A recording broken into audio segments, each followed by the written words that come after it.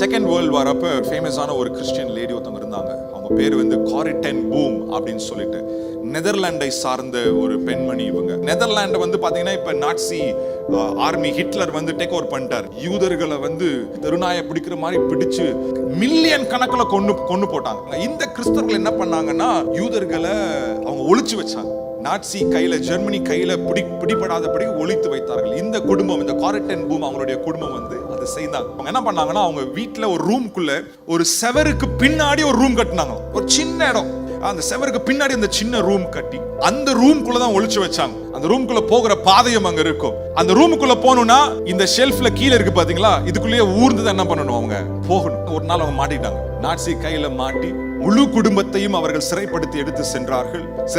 சிறையில போயிட்டு அந்த கான்சென்ட்ரேஷன் கேம்ப்ல போயிட்டு அவங்க அப்பா 10 நாள்ல இறந்து போயிட்டாரு. அவங்க சகோதரி உயிரோட இருந்தாங்க. கொஞ்ச நாள்ல அவங்களும் பயங்கரமா இறந்து போயிட்டாங்க. ஆனா இவங்க பாத்தீங்கன்னா அந்த கேம்ப்லயுமே ஜெபத்தை அவங்க விடவே இல்லை. she continued to pray. அங்க உள்ள யூதர்களுக்கு கிறிஸ்துவை பத்தி சொல்லி அநேகர் ரட்சிக்கப்பட்டாங்க. ஒரு நாள் அவங்க ஆண்டவர் கிருபையா உயிரோட வெளியே கொண்டு வந்துட்டார். அவங்க ஒரு ஸ்டேட்மெண்ட் விட்டாங்க. அந்த ஸ்டேட்மெண்ட் தான் இன்னைக்கு நான் பஞ்ச் லைன் சொல்ல விரும்புறேன். பிரேயரை குறித்து சொல்லும் பொழுது அவங்க சொல்றாங்க, is prayer your steering wheel or your spare tyre?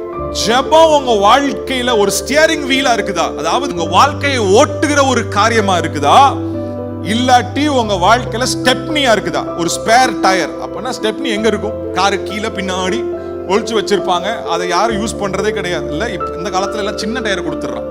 அதை யூஸ் பண்ணவே ஒரு பிரயோஜனமே இல்லாம ஒரு காரியமா இருக்கும். நிறைய பேர் வாழ்க்கையில இப்படிதான் இருக்குங்க. ஜெபம் நம்ம ஃபர்ஸ்ட் மினிட் சீக்கர்ஸா இருக்க மாட்டேங்கிறோம். வாழ்க்கையில பிரேயர் பிரதானமா இருக்கிறது இல்ல. Prayer should steer your life.